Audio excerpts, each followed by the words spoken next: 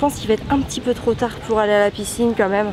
On va voir. Donc ça, on improvisera au dernier moment. Je vais rien leur dire. On va rien se dire, rien se promettre. Et puis si on peut... En même temps, ils sont pas sourds. Hein. Bonjour et bienvenue dans cette vidéo. Aujourd'hui, on va vous expliquer la routine que l'on fait quand on va visiter des monuments, quand on va visiter des sites et qu'on est donc en vacances. On essaye d'avoir un rythme un peu plus cool. Donc là, par exemple, ce matin, on s'est réveillé, il était 9h15. Ensuite, on a pris le petit déjeuner. Là, je sais pas encore quelle heure il est, mais il doit pas être loin de 10h15, je pense. C'est 10h53. Hein. Ceci dit, on n'a pas du tout les horaires en tête, mais c'est normal. On essaye vraiment de couper le rythme avec à la maison. Donc, et ça fait vraiment du bien à tout le monde parce que même pour nous, en fait, on n'a pas envie de se presser. On n'a pas envie de presser les enfants. Les enfants, ils profitent aussi de dehors. Il fait beau. Qu'est-ce que tu veux, Mimou?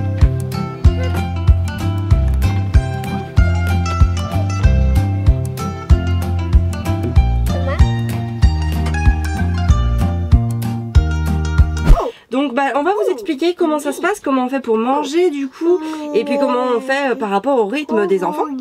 Mais avant ça, je vais quand même aller ranger la table du petit déjeuner, faire les lits, parce que derrière donc les lits ne sont pas du tout faits. J'aime bien, je suis pas maniaque, hein, mais je vais juste faire un tout petit peu histoire que tout simplement on y voit plus clair. Parce que quand on vit dans des petits espaces comme ça, en fait dès que les lits sont faits, dès que les affaires sont rangées à leur place, et ça paraît tout de suite beaucoup plus rangé. À la maison par exemple, moi je fais jamais les lits. Pourquoi? Parce qu'en fait on a une chambre qui ne sert qu'à dormir. C'est-à-dire qu'il n'y a rien dedans à part nos lits. Elle est vide de tout. Et enfin il y a un bureau mais bon voilà, ça ne dérange pas. Et en fait du coup on laisse les lits défaits et c'est ok. Par contre dans un tout petit espace comme ça, dès qu'il y a 2-3 choses qui traînent, ça paraît tout de suite un peu le capharnaüm. Donc je vais faire les lits, je vais ranger 2-3 choses. Je vais m'habiller, on va se préparer. Et puis on va y aller. Constance elle est déjà habillée, c'est la seule qui est prête le matin. Tout simplement parce que donc depuis quelques mois elle est continente 2 jours.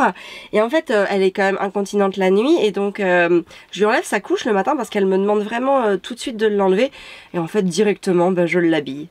T'aimes bien t'habiller toi le matin? Ouais. Non, t'as rien à dire. Donc c'est parti, on va commencer par ranger la table du petit-déj. Tu vas m'aider? Ouais. Alors là on a le tas de vaisselle comme on est dans un camping. C'est mon petit Fabien qui va aller faire la vaisselle. Donc hop, on lui met tout là, il va mettre ça dans une bassine et hop hop hop au bloc sanitaire. Il y en a beaucoup, on l'a pas fait hier soir du coup, hein, on a fait les flemmards. Donc ça fait grosse vaisselle pour toi ce matin. Qu'est-ce que tu nettoies bien? Oh là là, c'est vraiment propre. Hein. On va dire que je le fais souvent. Ouais, c'est ça. Donc je commence à répéter le mouvement et à bien savoir comment faire.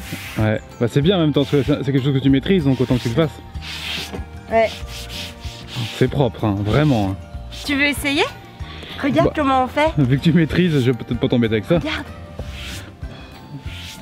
Tu veux essayer? Je voudrais pas prendre ton travail. Je peux te l'offrir?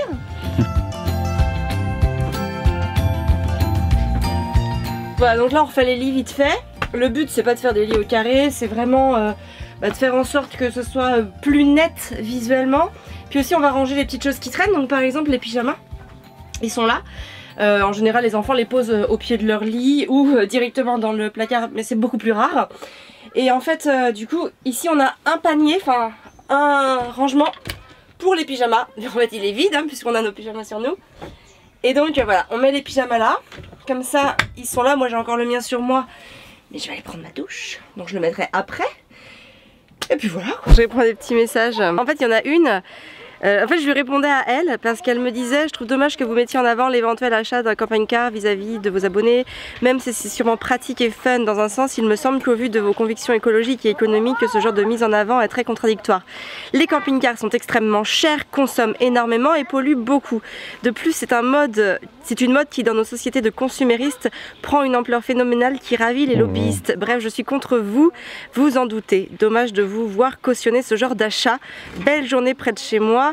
Voilà, je la connais très très bien, je l'ai déjà vue en vrai plusieurs fois. Bref, et du coup je lui répondais, je lui disais, alors déjà si on devait en acheter un, ce serait d'occasion. Après, oui c'est sûr, bon alors ça pollue, c'est du diesel, hein, on peut pas évidemment dire que ça pollue pas. Après, voilà, nous on voyage aussi souvent, on sait aussi que prendre l'avion, ça pollue énormément. Après aussi, ce qui est intéressant de voir, c'est dans notre vie de tous les jours aussi, est-ce qu'on est parfait, enfin, que le premier, je sais plus, c'est dans la Bible qui dit ça, que le premier qui n'a jamais fauté me jette la première pierre.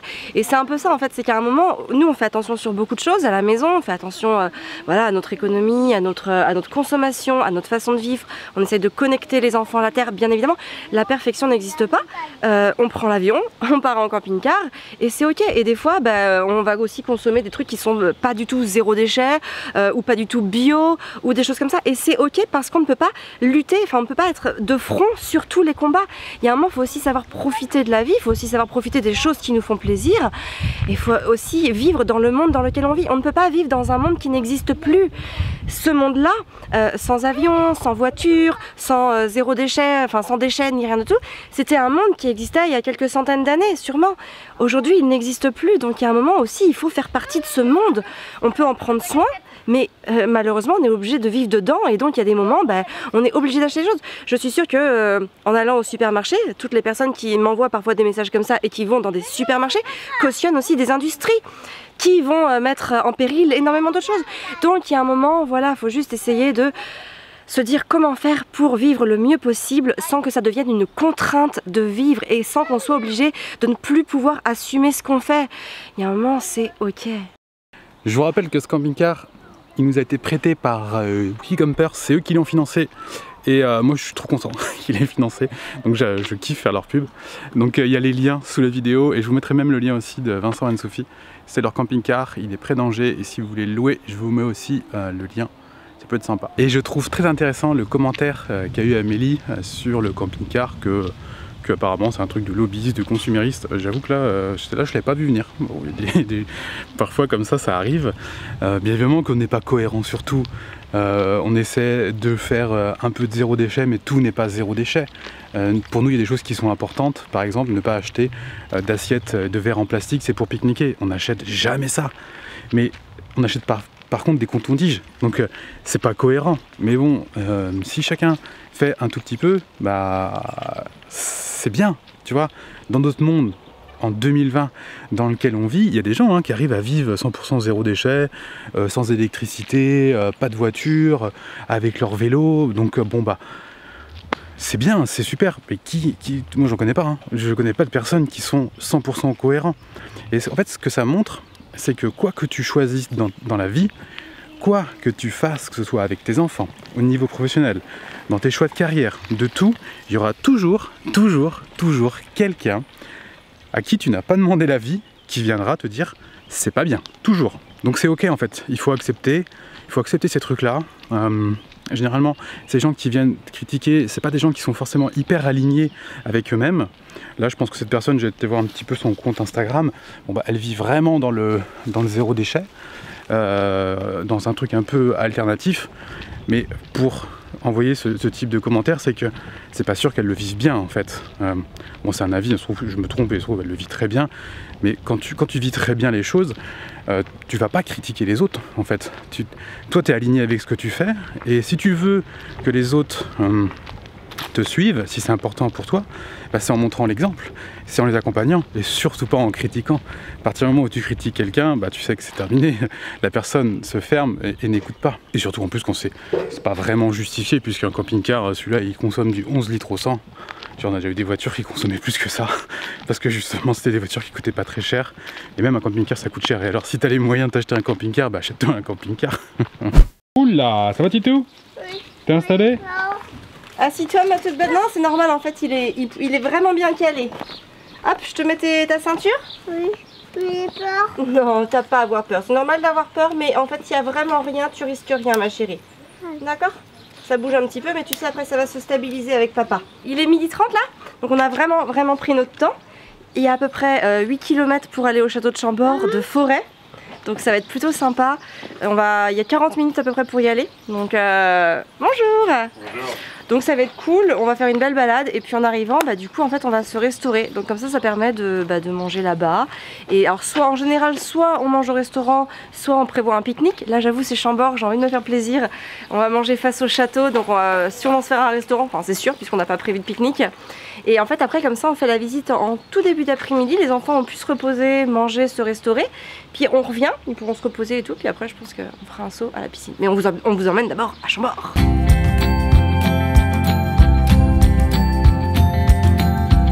7,5 km aller, 7,5 km retour. Bon bah pour Constance qui est là, ça devrait aller, ça va dormir. Par contre pour les garçons, surtout pour Gaspard qui a 5 ans, ça risque de faire un peu beaucoup. Il a déjà fait 10 en une fois. Bah là c'est l'étape d'après, on passe à 15. J'espère que ça va aller pour lui. Bon, je me fais pas trop de soucis. Par contre ce que je sais c'est que ce soir il risque de bien dormir. Ça y est, on est arrivé. Donc il est 13h56. On est parti exactement à 12h38. Donc voilà, on a mis une grosse heure pour arriver ici, 1h10. Bon, on s'est arrêté boire et tout. Le chemin est super sympa et maintenant bah, on a tous très faim. C'est comment le chemin, la route, mon amour? Pas bien. Pas bien? C'est un peu fatigant, c'est ça? Mais bon, t'es courageux, mon amour? Oui. Ouais, t'es courageux. On va manger maintenant? Allez, viens, on va manger. Il est 15h10, on a fini de manger. 15h10, c'est l'heure de s'abonner à la chaîne Famille Épanouie si vous aimez notre contenu. C'est l'heure aussi de télécharger le guide qui est dans la description, il y a un lien.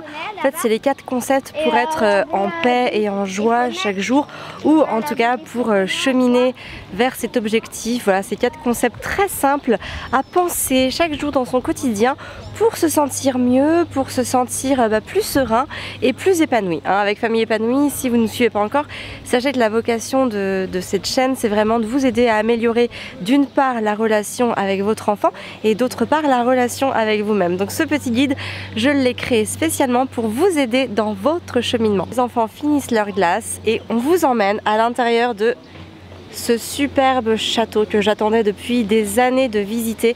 Je ne l'ai jamais visité, c'est la première fois que je viens à Chambord. Moi je suis complètement passionnée d'histoire. Donc je suis très heureuse de pouvoir être là aujourd'hui, de le faire découvrir aux enfants et de pouvoir voir voilà, la magie qui va se révéler à moi à l'intérieur. Il faut savoir que à chaque fois qu'on fait des choses comme ça en dehors de la maison, et même d'ailleurs à la maison d'une manière générale, on essaye toujours de pousser en fait les activités à but pédagogique. Là c'est très ludique, on va découvrir beaucoup de choses, mais ça a aussi une finalité pédagogique parce qu'on revisite l'histoire de France, ou pour les enfants on visite l'histoire de France.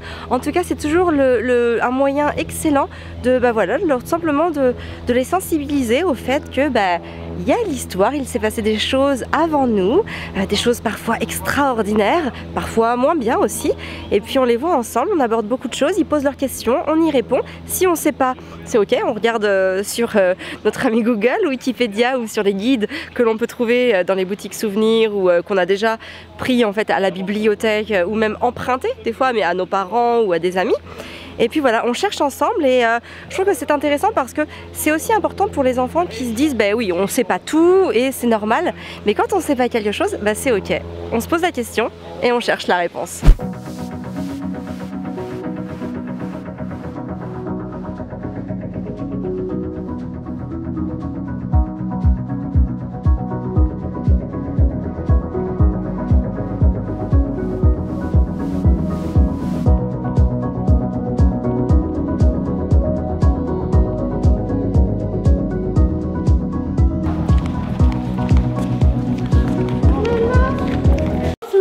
En dessous? Oui.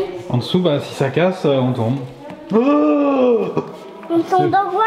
On voit la cave. C'est la cave. C'est la cave. 17h50, les enfants sont fatigués, Constance elle en peut plus. Les garçons ont bien tenu. Il y a encore 7,5 km à faire pour le retour. Donc voilà, on a bien profité parce que on a fini de manger assez tard. Du coup on a pu profiter à la fraîche on va dire du château. Il faisait un petit peu moins chaud. Puis on va rentrer tranquillement. Et puis voilà, on va aller s'installer. Je pense qu'il va être un petit peu trop tard pour aller à la piscine quand même. On va voir. Donc ça on improvisera au dernier moment. Je vais rien leur dire. On va rien se dire, rien se promettre. Et puis si on peut... En même temps ils sont pas sourds. On va voir en arrivant ma chérie. Et voilà, comme ça ils sont tous au courant. Oui on pourra aller, je pense qu'on va y faire un petit saut, mais ça nous fera du bien en même temps d'évacuer un petit peu parce qu'on a quand même encore les 7,5 km à faire. Donc je pense que ça nous fera du bien même s'il est un peu plus tard. De toute façon en fait, dans ces moments là on est vachement décalé. Les enfants en ce moment ils se couchent à 22h30, 23h, ils se lèvent à 9h. Et en fait il fait beaucoup trop chaud dans le camping-car pour pouvoir dormir à 20h30, 21h. Ils peuvent pas, ils sont pas du tout dans l'ambiance de sommeil, la chaleur est lourde. Donc finalement on se décale un petit peu nos journées, mais ça passe, ils ont quand même leur rythme de sommeil et ça passe très bien. Donc bah c'est parti, le retour. Ah bah Mimou qui tombe tout seul. Après 15 km, Mimou, tu repars en vélo? Oui. Ouais, bah oui. 15 km en vélo. On a fait 15 km en vélo, ouais. Mais là c'est moins loin parce qu'on va à la piscine. C'est ça, pas la piscine. Il y a la piscine du Moi je dirais bien bon, 15 km en vélo, ça c'est sûr, c'est acté. Mais combien aussi à pied à juste... Marcher à Chambord? Ouais, marcher. Tu sais, c'est même pas marcher, c'est piétiner. C'est piétiner, ouais. Au moins 1 km, hein. Oh oui, voire 2. Oh oui, oh oui, oui. Parce qu'on a aussi eu tout le trajet pour aller voilà, jusqu'à l'entrée du parc, en fait, l'entrée du château. Et bah, ils sont vraiment pas fatigués. Et c'est vrai que c'est un mode de... Bah, moi je trouve ça plutôt cool en fait, d'y aller en décalé, d'y arriver sur le site pour pique-niquer ou pour déjeuner dans un snack ou un restaurant. Parce qu'en fait du coup bah, le matin en fait bah, les enfants ils ont pu vraiment jouer. Du coup ils sont contents. Parce que c'est vrai que si on dit toujours aux enfants allez dépêchez-vous, dépêchez-vous, dépêchez-vous, faut y aller. Ça c'est horrible, en fait ça met le stress, bon, aux enfants bien évidemment, mais en fait ça met le stress aussi pour nous. Et là nous ce matin les enfants, bah voilà, ils ont joué à la charrette, ils ont joué à plein de trucs, et ça a été cool. Et puis voilà, on est parti donc à midi, on est arrivé à Chambord, non 12h30 même je crois, on est arrivé à Chambord sur les coups de 13h30 je sais plus. Et bref, bah voilà on a mangé, on a été visiter à 15h, c'était cool. Et ils ont rien dit, jamais, à aucun moment on les a stressés, on les a pressés. Et en fait bah, c'est d'autant plus facile parce que bah, ils peuvent suivre la visite. Même Constance, alors nous on n'a pas de poussette, on n'en a pas. Et bah, en fait Constance à 3 ans, elle a marché avec nous tout le temps, elle suit le rythme. Hein ma belle, ça allait? Alors, elle a quand même dormi dans la charrette à l'aller et au retour. Hein, t'as fait une petite sieste? Ça t'a reposé un petit peu, hein, ça t'a requinqué. Mais en fait voilà, ce qui est cool, c'est que bah, on fait vraiment les choses au rythme des enfants. Et en fait, pour que les enfants aiment ça, pour que les enfants prennent du plaisir à visiter, à écouter aussi ce qu'on leur dit sur ce qu'on visite, etc. Bah, il faut vraiment faire l'effort de se calquer sur leur rythme. C'est pas toujours évident, hein, parce que du coup, nous, ça veut dire aller à un rythme beaucoup plus lent. Et c'est vraiment, j'ai envie de dire, c'est la plus grande difficulté, c'est pour nous les adultes de nous calquer sur le rythme de l'enfant parce que de toute façon, quoi qu'il arrive, l'enfant lui ne pourra absolument pas se calquer sur notre rythme ou alors ça sera à coup d'énergie, de crise, de tempête émotionnelle, enfin de toutes les choses qui vont pas et vraiment au risque de tout simplement détériorer la relation avec ses enfants. Et donc voilà, de cette manière-là, bah, on passe des bons moments, c'est pédagogique, c'est ludique, c'est familial, c'est convivial et tout le monde garde un super souvenir de cette expérience. Donc bah, j'ai envie de dire c'est ça le principal. Donc là maintenant on va aller se détendre un petit peu les jambes dans la piscine. Il doit être 19h30 là à peu près, on va y rester peut-être une demi-heure, 3/4 d'heure. Et puis voilà, puis après bah, on reviendra, on prendra quand même un petit apéro hein, parce que faut pas oublier le petit apéro, hein, même s'il est petit, il sera là quand même. Et puis voilà, puis après on se couchera sur les coups de 22h, 22h30, peut-être 23h, ça va dépendre un petit peu du temps qu'il va faire. Avec cette chaleur, il faut que ça retombe un petit peu dans le camping-car avant de pouvoir se coucher sereinement. Voilà, donc bah écoutez, n'hésitez pas à télécharger le guide dont je vous ai parlé. C'est vraiment un petit cadeau pour vous, un petit bonbon dans votre journée que vous pouvez savourer en quelques minutes. Donc prenez le temps de le télécharger, vous avez juste à entrer votre prénom, votre adresse mail. Vous recevez ça tout de suite dans votre boîte mail. N'hésitez pas à liker la vidéo. C'est quand même le deuxième château de France le plus visité en France. Donc voilà, c'était un très très beau moment pour nous. N'hésitez pas à mettre un commentaire si vous avez des questions ou si vous voulez partager une réflexion, c'est toujours intéressant. Et puis bien sûr vous abonner à Famille Épanouie. Moi je vous dis à très vite dans une prochaine vidéo. Sur ce, prenez soin de vous et de vos enfants.